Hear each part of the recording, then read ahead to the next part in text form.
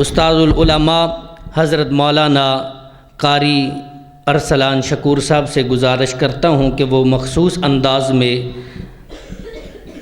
عوام الناس کے سامنے خطاب فرمائیں۔ السلام علیکم ورحمۃ اللہ وبرکاتہ۔ الحمد للہ رب العالمین والعاقبۃ للمتقین والصلاة والسلام علی اشرف الانبیاء والمرسلین، اما بعد فاعوذ باللہ من الشیطان الرجیم، بسم اللہ الرحمن الرحیم۔ وَإِذَا تُتْلَى عَلَيْهِمْ آيَاتُنَا بَيِّنَاتٍ قَالَ الَّذِينَ لَا يَرْجُونَ لِقَاءَنَا نَأْتِ بِقُرْآنٍ غَيْرِ هَذَا أَوْ بَدِّلْ قُلْ مَا يَكُونُ لِي أَنْ أُبَدِّلَهُ مِنْ تِلْقَاءِ نَفْسِي إِنْ أَتَّبِعُ إِلَّا مَا يُوحَى إِلَيَّ إِنِّي أَخَافُ إِنْ عَصَيْتُ رَبِّي عَذَابَ يَوْمٍ عَظِيمٍ۔ صدق اللہ العظیم وبلغنا رسولہ النبی الکریم ونحن علی ذلک من الشاہدین والشاکرین والحمد للہ رب العالمین۔ رب اشرح لی صدری ویسر لی امری واحلل عقدۃ من لسانی یفقہوا قولی۔ سبحانک لا علم لنا الا ما علمتنا انک انت العلیم الحکیم۔ اللہم انفعنا بما علمتنا وعلمنا ما ينفعنا وزدنا علما۔ مختصر حمد و ثناء اور درود و سلام کے بعد احباب گرامی، اصل خطاب تو حضرت العلام کا ہوگا، میں تو صرف حکم کی تعمیل کے لیے حاضر ہوا ہوں۔ میں نے آپ کے سامنے سورہ یونس کی ایک آیت مبارکہ کی تلاوت کی ہے۔ اللہ مالک الملک ارشاد فرماتے ہیں کہ ان لوگوں پر جب ہماری آیات کی تلاوت کی جاتی ہے، وہ لوگ جو ہم سے ملنے کی امید نہیں رکھتے، وہ کہتے ہیں ایتی بقرآن غیر ھذا او بدل، اس قرآن کے علاوہ کوئی اور قرآن لے آؤ، یا یہی قرآن رکھنا ہے تو اس کے اندر کچھ تبدیلی کر لو۔ اللہ سبحانہ و تعالیٰ فرماتے ہیں کہ اے پیارے حبیب صلی اللہ علیہ وسلم، آپ فرما دیجئے ما یکون لی ان ابدلہ من تلقاء نفسی، میرے لیے یہ جائز نہیں ہے کہ میں اس قرآن مجید کو اپنی طرف سے بدل دوں۔ میں تو خود اس چیز کی پیروی کرتا ہوں، اتباع کرتا ہوں جو اللہ میری طرف وحی کرتا ہے۔ اور رہی بات جو تمہاری ہے، تم کہہ رہے ہو اس میں تبدیلی کر دیں، اگر تمہاری یہ میں بات مان لوں تو یہ بات اللہ کی نافرمانی جاتی ہے، اور مجھے تو اللہ سے بہت بڑے دن کے عذاب سے ڈر لگتا ہے۔ سوال یہ ہے کہ آخر وہ کون سی ایسی چیز تھی جس کی وجہ سے اس قدر ہنگامہ کھڑا کر دیا گیا کہ مسلمانوں کو مکہ سے ہجرت کرنے پر مجبور کر دیا گیا؟ وہ کون سی ایسی چیز؟ توحید لڑائی کا، جھگڑے کا باعث تو تھی، لیکن اس کے ساتھ ساتھ ایک بنیادی چیز جو آج ہمارے معاشرے میں بھی بالکل برائے نام رہ چکی ہے، یہ جھگڑے کا باعث تھی۔ اس کی مثال دیتا ہوں۔ ایک جن لوگوں نے جانور رکھے ہوئے ہیں یہ بات سمجھ سکتے ہیں۔ جانور جب گوبر کرتا ہے نا، کچھ وقت گزر جانے کے بعد اس کے اندر ایک کیڑا پیدا ہو جاتا ہے۔ اس کیڑے کو اٹھا کر آپ گلاب کے پھول کے اوپر رکھ دیں، زندہ رہے گا کہ مر جائے گا؟ مر جائے گا۔ کیوں؟ اس کی پیدائش، اس کی پرورش، اس کی زندگی کے ایام وہ گندگی میں گزر رہے ہیں۔ جب ایک صاف ستھرے ماحول کے اندر، پاکیزہ اور خوشبودار ماحول کے اندر اس کو رکھا گیا، اس کی طبیعت کے اندر گوارا نہ ہو سکا، وہ مر جاتا ہے۔ یہی حالت کچھ کفار مکہ کی تھی۔ ان کی زندگی کے لیل و نہار، ان کے دن، ان کی راتیں، ان کی صبح، ان کی شام جس انداز سے گزر رہی تھی، اسلام جو ان کی زندگی میں انقلاب لانا چاہتا تھا، تبدیلی لانا چاہتا تھا، وہ اصل میں گلاب کا پھول تھا جو ان کی طبیعت کو راس نہ آیا، جو ان کی طبیعت کے موافق نہ ہو سکا۔ وہ چیز جانتے کیا ہے؟ یہ وہی ہے جو عزیزم مرزوق شاہد ذکر کر رہے تھے، اخلاق حسنہ۔ میری ایک عادت ہے، میں یہ کہا کرتا ہوں سیرت الرسول صلی اللہ علیہ وسلم موضوع بہت بڑا ہے، سیرت بیان ہونی بھی چاہیے، لیکن اصل چیز یہ ہے کہ اس سیرت سے ہم نے حاصل کیا کیا، اس سیرت کو ہم نے اپنی زندگی میں نافذ کس قدر کیا ہے۔ واقعات بھی سنتے ہیں، یہ باتیں صرف سننے کے لیے نہیں ہیں، جب تک اس کے اوپر ہم نے عمل کرنا شروع نہ کیا، یقین مانیے ہماری زندگی پہلے بھی گزر رہی ہے، باقی بھی ایسے ہی گزر جانی۔ اس کی مثال کے ساتھ بات سمجھیے، ایک بادشاہ نے اعلان کیا کہ ہم نے ایک حوض بنایا ہے، ایک تالاب بنایا ہے، اس کے اندر ہم پانی جمع کرنا چاہتے ہیں، لہٰذا کل ہر آدمی اپنے اپنے حصے کا اس میں پانی لا کے ڈال دے۔ اگلا دن ہوا، دیکھو تو تالاب سارا ہی خالی، کسی نے بھی پانی نہیں ڈالا۔ وجہ ہر بندہ گھر میں یہ سوچ کے بیٹھا ہوا تھا کہ کوئی نہیں، اس نے ڈال ہی دیا ہوگا، وہ میرے پانی سے کیا بننا ہے، میرے وہاں ڈول ڈالنے سے کیا بننا ہے، کوئی فرق نہیں پڑنا۔ نتیجہ حوض خالی کا خالی۔ جب میں یہ سوچتا رہا یار وہ ٹھیک ہو جائے، وہ ٹھیک ہو جائے، وہ ٹھیک ہو جائے، نہیں ٹھیک ہوگا جب تک میں اپنے آپ کو ٹھیک نہیں کروں گا، اپنے آپ کو تبدیل نہیں کروں گا۔ یقین مانیے معاشرہ پہلے بھی بگڑا ہوا تھا، دن بدن بگاڑ کا شکار ہوگا۔ اخلاق حسنہ کی ہماری زندگی میں ضرورت کیا ہے؟ میں 2-3 چیزیں بتا کے بعد اپنی بات ختم کروں گا، زیادہ میں طویل کے اندر نہیں جاؤں گا۔ ہم اپنے گھروں کے اندر لکڑی لگاتے ہیں، ان کی حفاظت کے لیے کوئی اہتمام کرتے ہیں؟ کیوں جی کرتے ہیں نا۔ فصل بیجنے والا فصل کو ضائع ہونے سے بچانے کے لیے کیڑے مار سپرے کرتا ہے کہ نہیں؟ ہم موٹر سائیکل کے اوپر سفر کرتے ہیں، اپنے حفاظتی بند باندھتے ہیں، ہیلمٹ استعمال کر لیتے ہیں کہ کہیں خدا نہ خواستہ مجھے چوٹ نہ لگ جائے، کہ سر پہ چوٹ لگتی ہے تو بندہ وقتی طور پر موقع پہ مر جاتا ہے۔ ہم گاڑی میں سفر کرتے ہیں، سیٹ بیلٹ باندھ لیتے ہیں کہ کہیں مجھے نقصان نہ پہنچ جائے، میری جان ضائع نہ ہو جائے۔ چیزوں کی حفاظت کے لیے انتظامات کرتے ہیں کہ نہیں؟ عبادات کرتے ہیں، اللہ توفیق دے، نمازیں پڑھتے ہیں، اللہ نے مال دیا ہے زکوٰۃ بھی ادا کرتے ہیں، روزے بھی رکھتے ہیں، لیکن اللہ تعالیٰ فرما رہے ہیں کہ کل قیامت کا دن ہوگا، عاملۃ ناصبہ تصلیٰ نارا حامیہ، عمل کر کر کے چور ہو گئے ہوں گے، تھک چکے ہوں گے، لیکن جہنم کا ایندھن بن رہے ہوں گے۔ کبھی غور کیا ہے ہم جو عبادات کر رہے ہیں، کیا ان عبادات کی حفاظت کے لیے، ان کو ضائع ہونے سے بچانے کے لیے شریعت نے ہمیں کچھ بتایا؟ کہیں ایسا تو نہیں اس تھیلے کی طرح کہ جو نیچے سے پھٹا ہوا ہو، سوراخ شدہ ہو، ہم جو مرضی اس میں ڈال لیں وہ نیچے سے نکلتا جا رہا ہے؟ کہیں ہماری عبادت کا حال یہ تو نہیں؟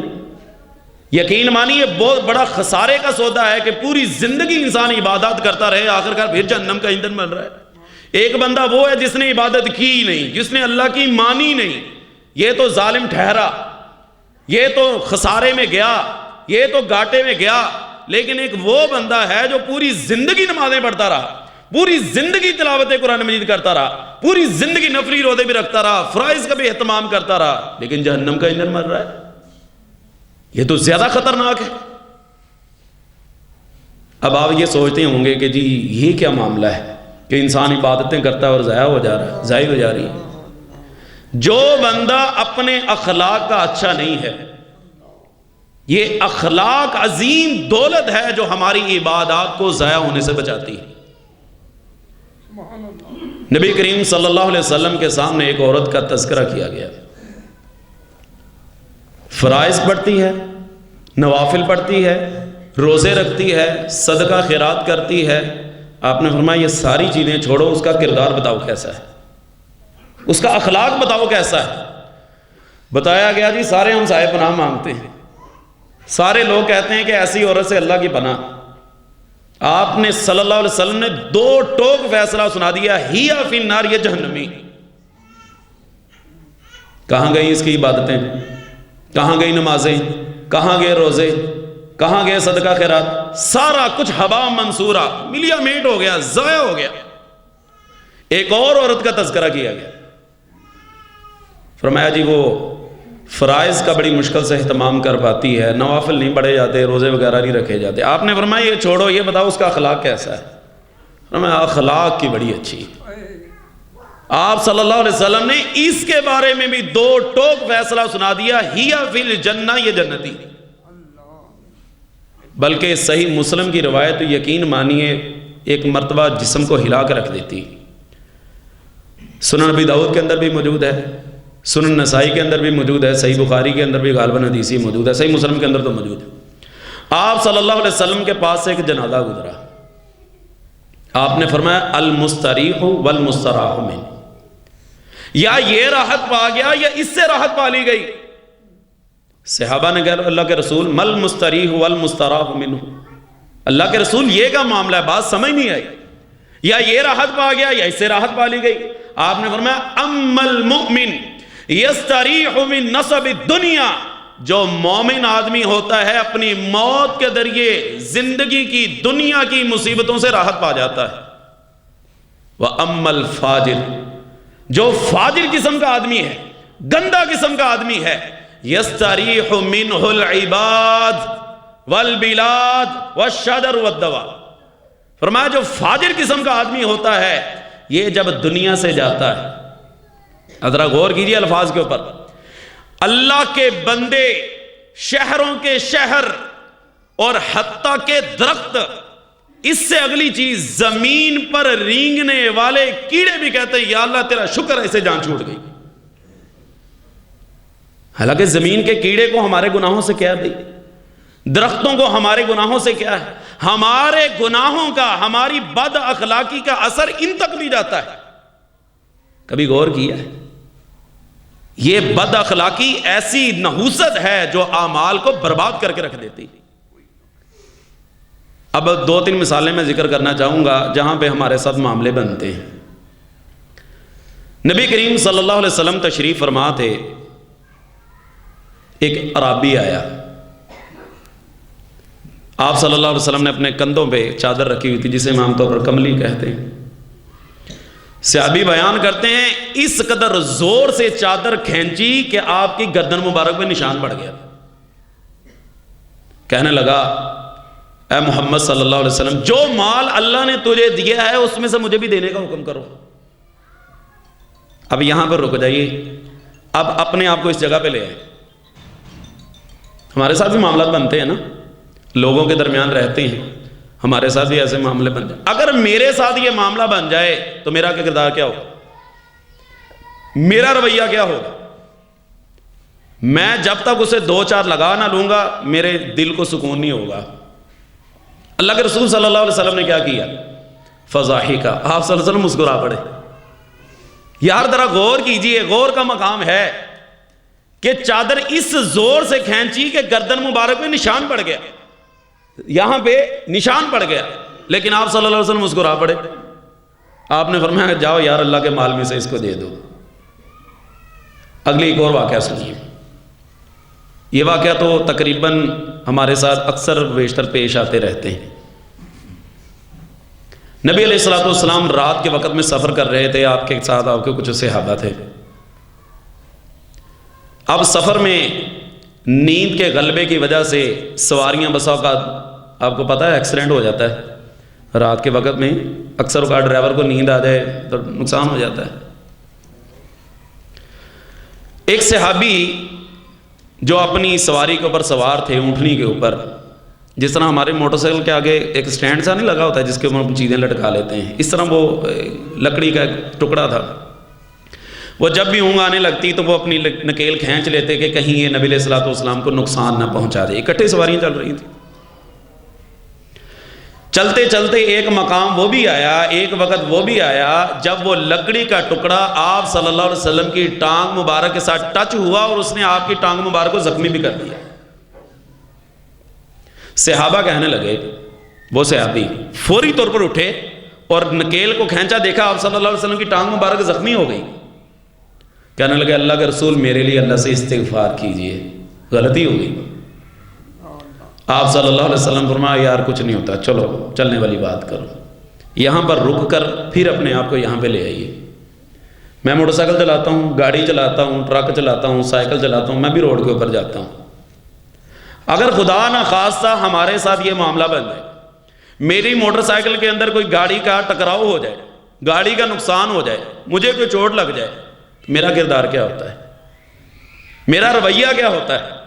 اللہ معاف فرمائے، گالیاں، برا بلا، اس کو مارنا پیٹنا، کیا میرے مارنے پیٹنے سے، میرے برا بلا کہنے سے میرا نقصان پورا ہو جائے گا؟ وہ اللہ کے بندو، نبی علیہ الصلوۃ والسلام کی اخلاق کی بات چلتی ہے، باتیں ہوتی ہیں، اس اخلاق کو ہم اپنی زندگیوں میں کیوں نہیں لے کے آتے؟ ہمارا دل غصے سے بھرا پڑا ہے، ہم پھٹے جا رہے ہیں، ہمیں کوئی چھوٹی سی بات کہہ دے، ہم غصے کے مارے ایسی زبان بسا اوقات استعمال کر لیتے ہیں کہ الامان والحفیظ۔ نبی کریم صلی اللہ علیہ وسلم کا فرمان ہے کہ بندہ عمل کرتا رہتا ہے حتیٰ کہ اس کے اور جنت کے درمیان صرف ایک بالشت فاصلہ رہ جاتا ہے، لیکن آخری وقت میں منہ سے ایسا کلمہ کہہ دیتا ہے کہ جہنم کے گڑھے میں جا گرتا ہے۔ کیا ہمارے اندر برداشت ختم ہو گئی؟ قوت برداشت ختم ہو گئی؟ سیدہ عائشہ رضی اللہ تعالیٰ عنہ نے پوچھا تھا ایک مرتبہ اللہ کے رسول صلی اللہ علیہ وسلم سے، اللہ کے رسول، احد کے میدان میں جو آپ کو تکلیف آئی، آپ بھی زخمی ہوئے، آپ کے 70 صحابہ شہید ہوئے، 70 زخمی ہوئے، جلیل القدر صحابہ شہید ہوئے، اللہ کے رسول کیا کوئی زندگی میں ایسا واقعہ بھی آیا ہے جو احد سے بھی زیادہ آپ کے لیے غمگین ہو؟ ذرا غور کیجئے، احد کے میدان میں 70 صحابہ شہید ہوئے، 70 زخمی ہوئے ہیں، ان میں سید الشہداء حضرت حمزہ بھی رضی اللہ تعالیٰ عنہ۔ تو آپ صلی اللہ علیہ وسلم فرمایا عائشہ ہاں، مجھے طائف کا سفر کبھی نہیں بھولے گا،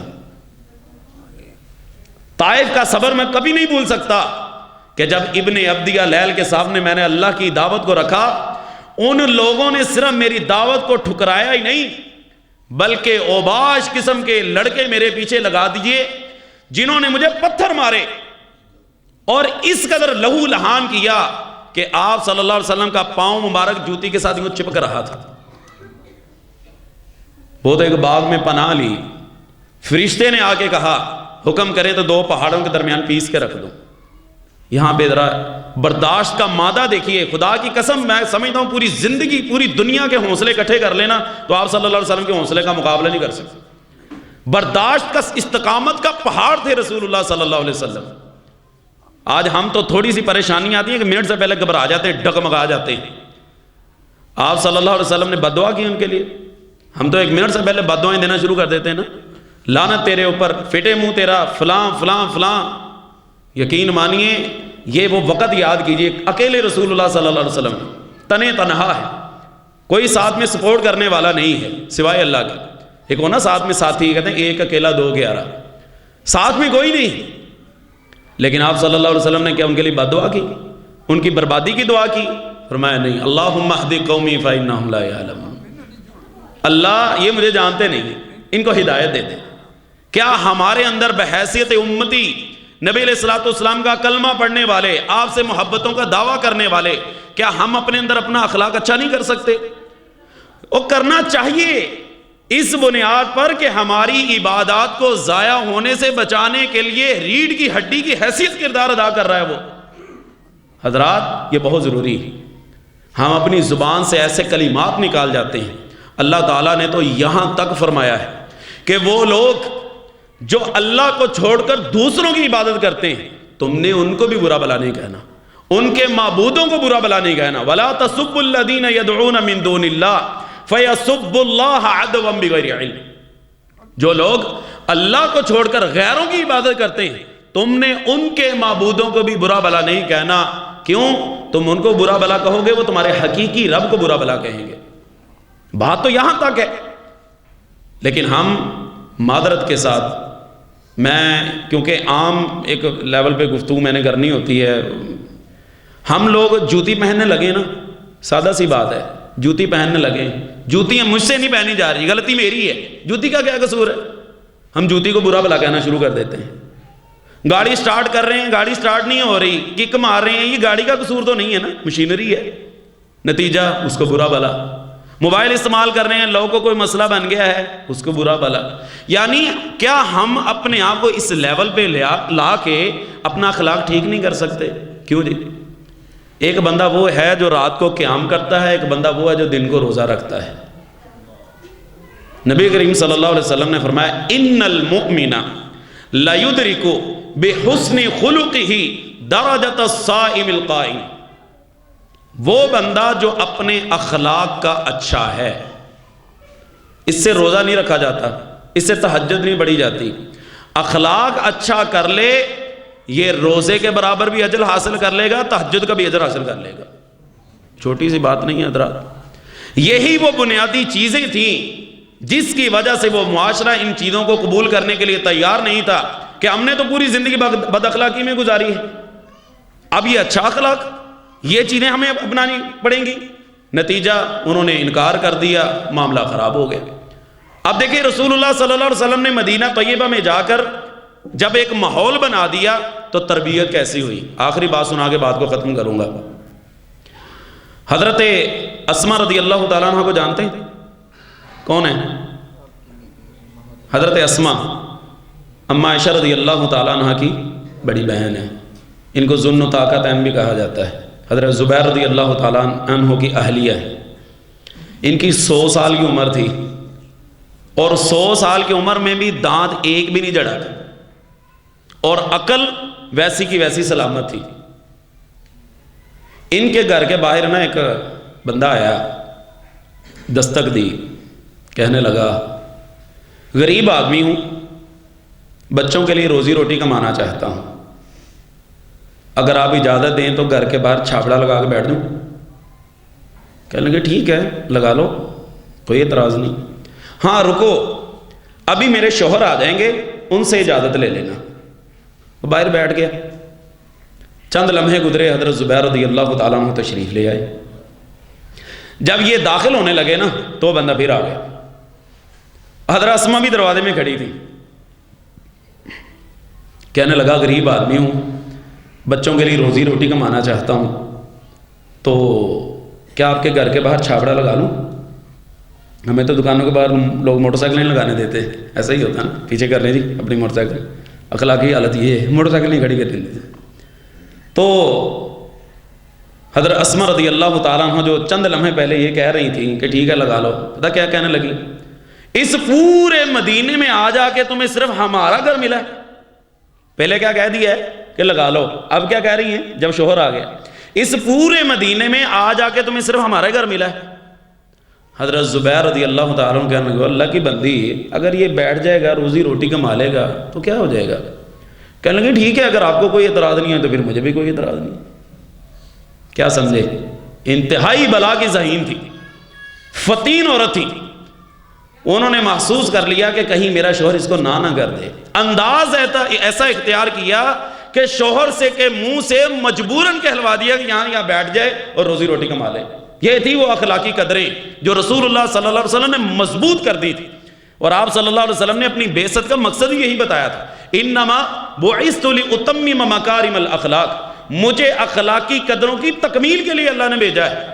بلکہ آپ صلی اللہ علیہ وسلم نے فرمایا ان اکمل المؤمنین ایمانا احسنهم خلقا، کہ مومنوں میں سے کامل ترین ایمان والا وہ ہے جو اخلاق کے لحاظ سے اچھا ہے۔ آخری حدیث آپ صلی اللہ علیہ وسلم نے فرمایا کل قیامت کے دن جب اللہ ترازو لگائے گا اور اعمال تولے جائیں گے، ان اعمال کے اندر سب سے وزنی چیز اگر کوئی ہوگی تو اخلاق حسنہ ہوگی۔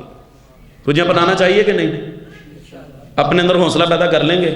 یقین مانیے کہ اگر آپ اس پر عمل کر لیں، میں بھی عمل کر لوں، معاشرے میں سے چند افراد یہ اگر اختیار کر لیں تو چلو برے لوگ مثال ہم کہتے ہیں ختم ہو جائیں، ختم، یہ اس طرح ختم ہوگا معاملہ۔